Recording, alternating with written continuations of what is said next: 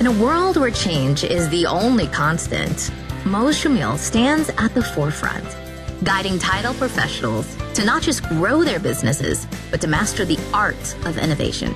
With every episode, you're handed the keys to unlock unparalleled growth and stay ahead of the curve. Get ready for a transformative journey.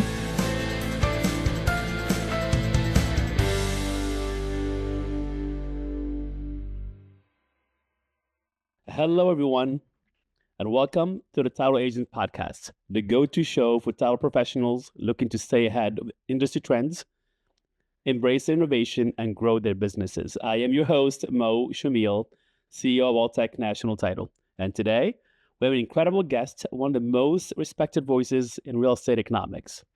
Joining us today is Dr. Lawrence Yun, the Chief Economist of the National Association of Realtors.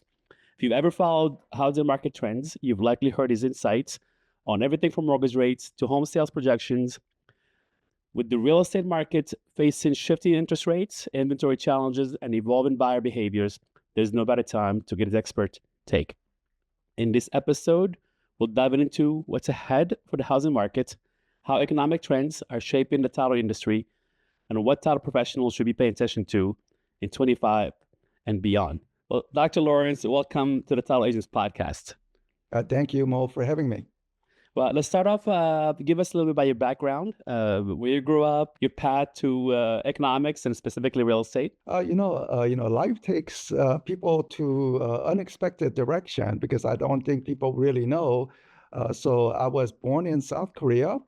My family, my parents immigrated to the U.S. We settled in South Carolina, so where I did my middle school, high school, elementary school as well, because I remember fourth grade was when I came to the U.S. And then I got my engineering degree because I was just a math person. But then I found out that economics is very interesting. Completed PhD in economics at University of Maryland. Worked at a few consultancy, and then I have been working at the National Association of Realtors for 25 years. Wow. Even for me, just looking back, is many years. Yeah. Well, I just want to thank you again for being on the show. And I ran into you. We sat next to each other on a flight from DC to Chicago, and recognized you. And I'm very thankful and grateful for your time again. The office that I work in is in Washington, D.C. Our headquarters in Chicago. So I had a meeting over in the headquarter office. But very good to meet you in airplane. So given everything happening in the real estate industry, how would you describe the current state of the housing market? Are we in a period of stability, transition, or continuing volatility? The housing market generally tends to be stable, except for the past few years. We saw the frenzy boom activity in the early years of COVID due to the low interest rate environment. And then in 2023, 2024, the past 2 years, one of the lowest home sales activity. So naturally, anyone in the business, whether it is realtor, mortgage originator, moving truck, title insurance, it's been a tough environment. But we have seen some pickup late last year when we compare with comparable period the year before, say October versus October, November versus November, and so forth. So I'm encouraged that the worst is over.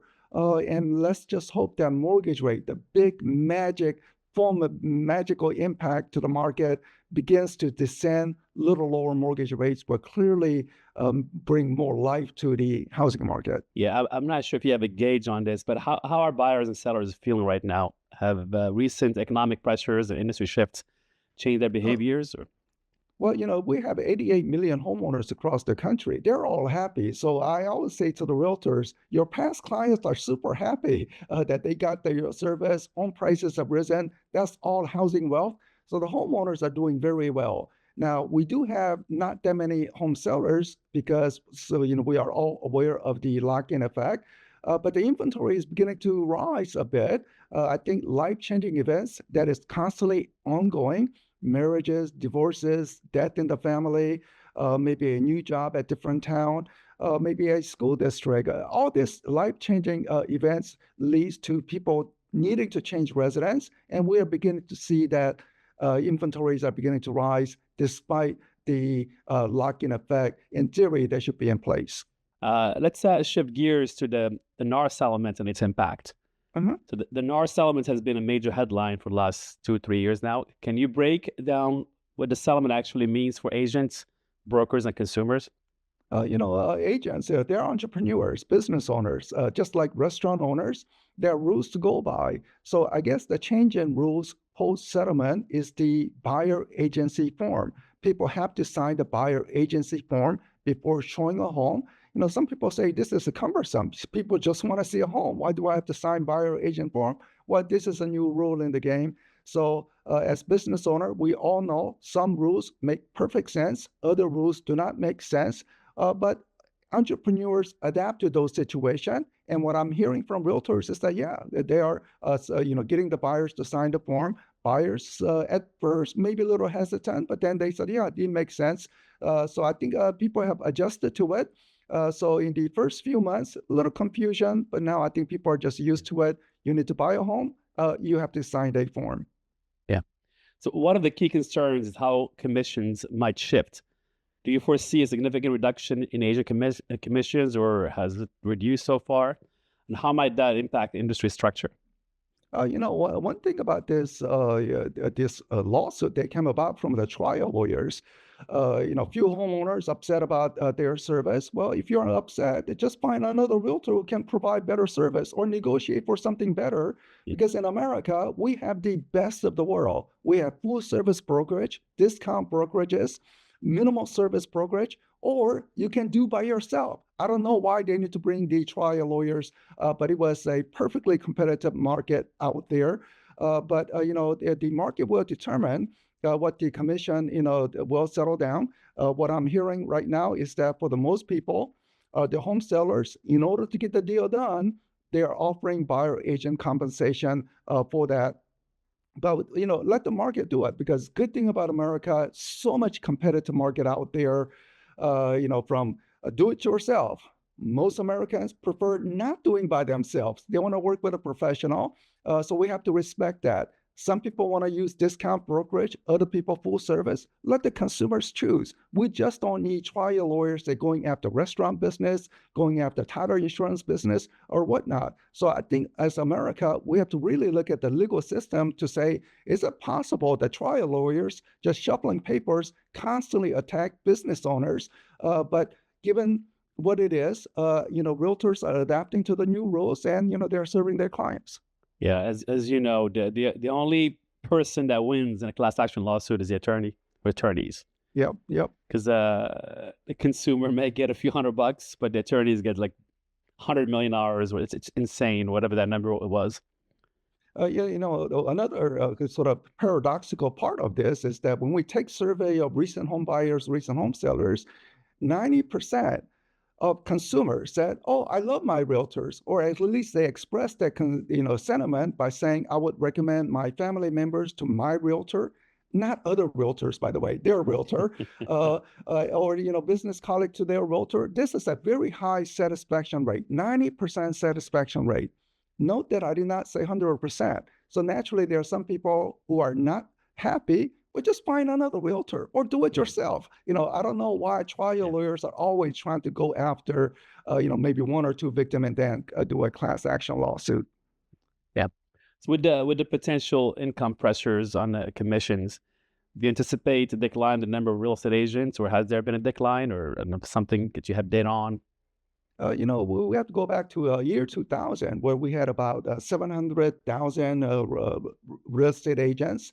Then we had the post-COVID boom, that low interest rate environment situation, where our membership reached over 1.5 million. Wow. Based on the market condition where home sales have been this low, the finance committee of the NAR, very prudent, they want to make a conservative estimate on the membership because, market will determine whether it should be 1 million members, whatnot. Let the market determine. But it is way above what we have been projecting. So I'm quite amazed at the resiliency of the realtor members who want to stay in the business, give it a try. They know the market is tough, but entrepreneurs knows the cycle, ups and downs of it. And we just say, well, if people want to go into the business, let them. If people gave it a try, but it did not work out, drop out, well, that's what it is. But the numbers overall is surpassing what our finance committee has been projecting for just budgetary reasons. That's fantastic. Let's talk about the economic pressures, inflation, interest rates, and deficit. So the inflation has been persistent and has been stickier than expected. How is this affecting mortgage rates and buyer affordability? Mortgage rate after hitting almost 10% a few years ago, people were angry at that high inflation. The Federal Reserve raised interest rate in order to contain inflation. And it brought the inflation down to 2.5%, which is almost the desired target rate. I guess their true target is 2% inflation. But in the past few months, inflation picked up again, now at 3%. And consequently, mortgage rate is not liking that inflation. Therefore, mortgage rate refused to go down, even as the Federal Reserve has cut interest rate in September, did it again in November, another cut in December. Yet mortgage rate keep going up because of the inflationary pressure. So we need to make sure that inflation is fully contained. And let's see how it goes. But I anticipate inflation to be calmer just because we have oversupply in apartment currently with so much apartment vacancy. I anticipate that rent pressure will lessen, and the rents are one of the big driver of overall inflation. And unfortunately, that the rent data, it only comes out every 6 months.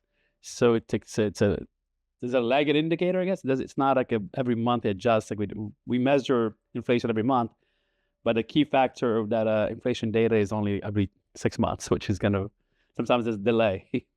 Well, you are absolutely correct. Right now, we are seeing little delay, in my view, in the official rent data metric, which is showing about close to 5% increase in rent. Many apartment owners will say, we did raise rent a few years ago, but right now we're no longer raising rent from what it was 1 year ago. So it appears to be a little discrepancy between what the apartment owners are saying versus what the official government statistics is implying. Going back to we talked about the Fed cut rates by 100 basis points. Yet the 10-year Treasury and mortgage rates went the other direction, another 100 basis points, like a 200-point spread.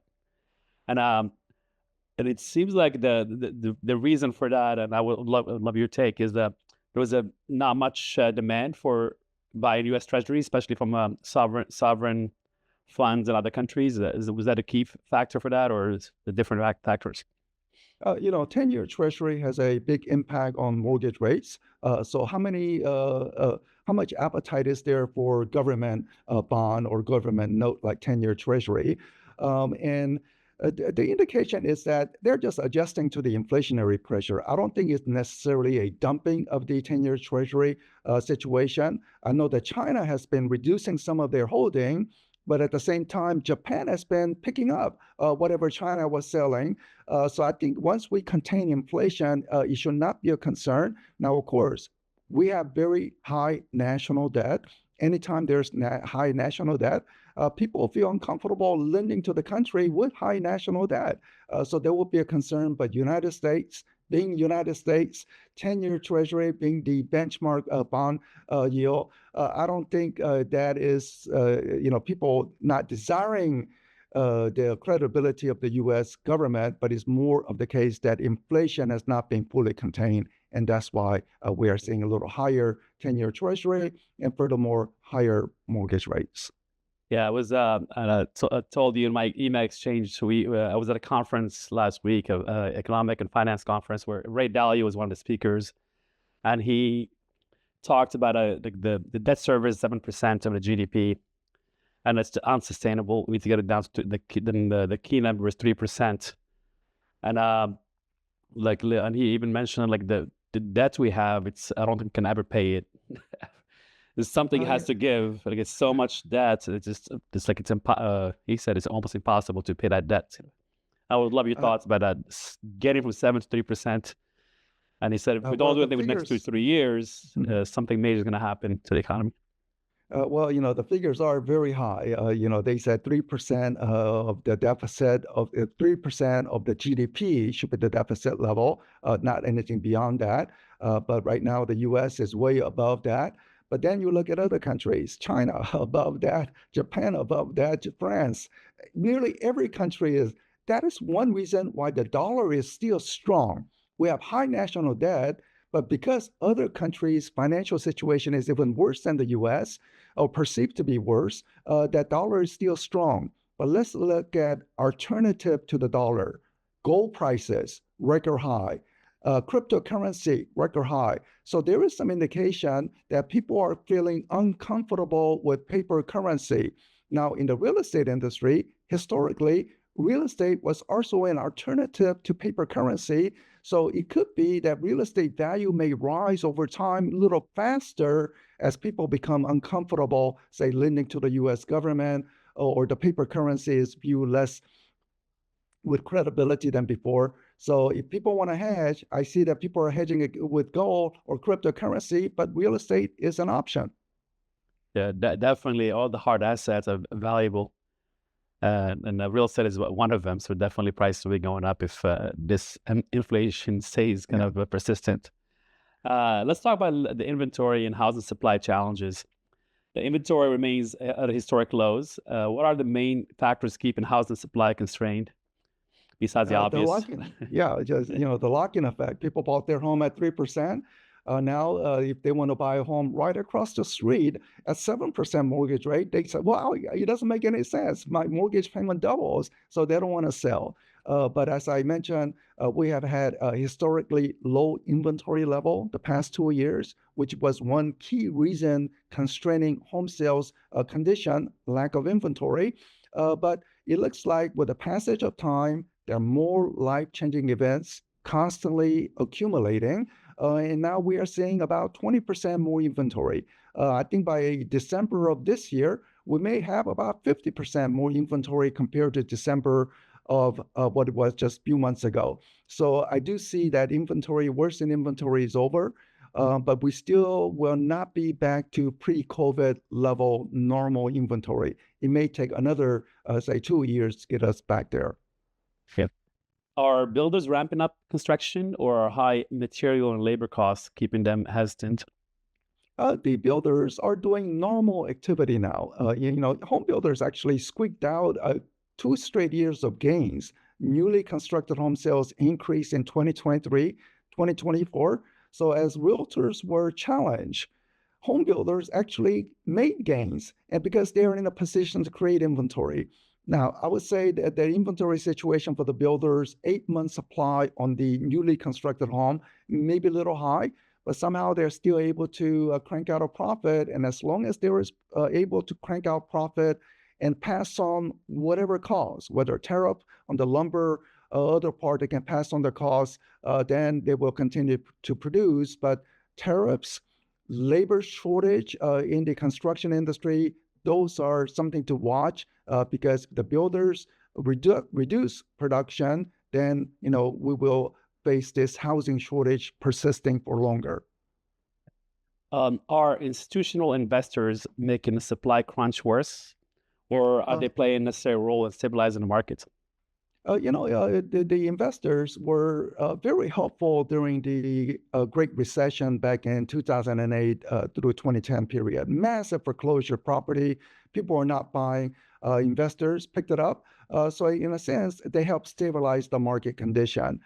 In the current environment where we are short on inventory, national impact of the institutional investors, not the mom and pop. Mom and pop investors will always be there. The institutional investors nationwide, I would say they are not a significant player, but in individual market like Atlanta, Dallas, Memphis, they are putting a large pressure in terms of gobbling up, and therefore fewer homes available for, say, first-time buyers condition. So our realtors in Atlanta, Memphis have clearly raised the issue. But real estate investors, the institutional investors, they're taking the risk. And I think the reason why they're in the market is because we have housing shortage. If we don't have housing shortage, they will step away and try to put their money in other investment, but they're going after real estate because they see the housing shortage. So to the degree that that is the case, any policy to boost construction, provide federal land for the builders to do some economic development. Some state land possibly could be turned over to the building activity. Maybe reduce some of the regulation in the building activity. Anything to boost building automatically means more supply, which will be welcome. Furthermore, institutional investors will see increased supply and step away from the market. I would imagine Austin or Texas in general would be a good example. Like there's a little oversupply in Austin. Oh yeah, The regulations were so eased up, and Houston is one city where there is actually no regulation to build it. People just build it anytime they want. So Houston is a moderately priced market. It never spikes up just because builders can respond to the increased demand. Unlike, say, in Silicon Valley, somehow there's a technology boom and people get stock options. They want to buy a $2 million home. Well, if there's insufficient amount, they will keep bidding up the prices. So in the supply constraint market, sometimes you see huge peaks in prices. But as long as there is a steady construction to meet the demand, then the home price growth will be very modest and manageable. Yeah. So as far as policy as a solution, what policy changes, whether zoning reforms, incentives, or tax adjustment, could help ease the inventory crisis? One thing that National Association of Realtors, my company, the realtors who I work with, they are saying, well, what about those homeowners, especially elderly homeowners, who have sizable housing equity? They bought their home 30 years ago for, say, $100,000. Now the home is worth $800,000. If they were to sell their home, they have to pay a huge amount in capital gains tax. So what we are asking Congress is to say that the capital gains exemption amount, $250,000 for a single individual, $500,000 for married couple. All the people in the real estate industry are aware of it. The figure has not been changed for 30 years. That makes Everything no else appears to be rising. Social Security check is rising. Price of everything is rising. We're just saying index to inflation. And if we were to index to inflation over these years, the amount would be roughly double, about $500,000 for single, about $1 million exemption for a married couple. Yeah, so since we're talking about policy, with the new administration and DOGE, the Department of Government Efficiency is what it's called. What do you think, like the cuts in jobs in the federal government and all the efficiencies that Elon and the government's trying to get, or what impact do you see, if any, like on unemployment, inflation, and cutting the budget? It's really a DC area impact. Rest of the country will not, it's minimal. I know that, for example, there are some like CDC in Atlanta, they could be impacted. Some other local areas could be impacted from slashing of the job. But let's look at why they're slashing the jobs. First, I think it's just common sense to say any wasteful government spending, just cut it out. Just wasteful government spending, just cut it out. Of course, we don't want to cut the muscles and the bones. For example, I think this morning there were announcements about large cut in the FHA at the HUD employees. I hope FHA loans do not get impacted. So if they're identifying the fat, that's fine. But if they're cutting the muscles, well, that's going to reduce first-time buyer chance to get into the market. Furthermore, say Fannie and Freddie, very important to the mortgage market. President Trump, being a real estate person, I think he understands the importance of steady, lower mortgage rate than, say, purely private, say like the jumbo mortgage rate condition. So despite what his advisors may say, I think President Trump will say, no, I think Fannie and Freddie is important, but reducing the wasteful government spending, trimming down the national debt, that's going to help mortgage rates. So DC clearly, with more exposure to federal government employment, contractor and such, DC will see some impact. But I think for the rest of the country, it could be a little lower mortgage rate from reducing the budget deficit. Yeah, let's say in DC, our home for you and I. So what impact do you foresee? Is it price reduction, or is it more inventory? Was just more employment? What's, if you had a crystal ball, what do you? Well, there's a lot of help want to sign in the DC area. And I'm not talking about the restaurant or, the low wage employment. There's a lot of help want to sign. So maybe people who have lost out on the federal government, they can find jobs. Remember, 90% of the jobs in the DC area are the private sector. Only 10% work for the federal government. And not all federal government will be laid off. I think, maybe say 10% of 10%, that's 1%, impact, overall employment impact. Now, DC area has faced lack of inventory. So maybe in the upcoming months, we see few inventory showing up on the market. Just from housing market perspective, we need this inventory. We still have some residual multiple offer situation in Northern Virginia. So just purely from housing market impact, I think a little increase in inventory is a welcome condition, but sometimes, there's some transitional impact. I think Elon Musk coming from the tech sector, I think the model in the tech sector in the Silicon Valley is move fast and break things. That's their model. I just hope that they don't cut the muscles. Cutting the fat, I think everyone is welcoming those conditions, but let's make sure they don't overdo it where it really reduces service. Like we don't want to see a reduction in service in FHA mortgage availability or Veterans Affairs mortgage availability. So one of the, I guess, best ways to combat inflation is increase of productivity. So with the AI and all the amazing last couple of years and what's coming like in the next few years, when we will see that kind of that productivity is being part of like the data that's like the economy, you can actually measure it and have an impact on hopefully reducing inflation. There was a Nobel Prize winner called Robert Solow many, many years ago. And he said, computers, this is when the computers began to reach the desk of every office workers.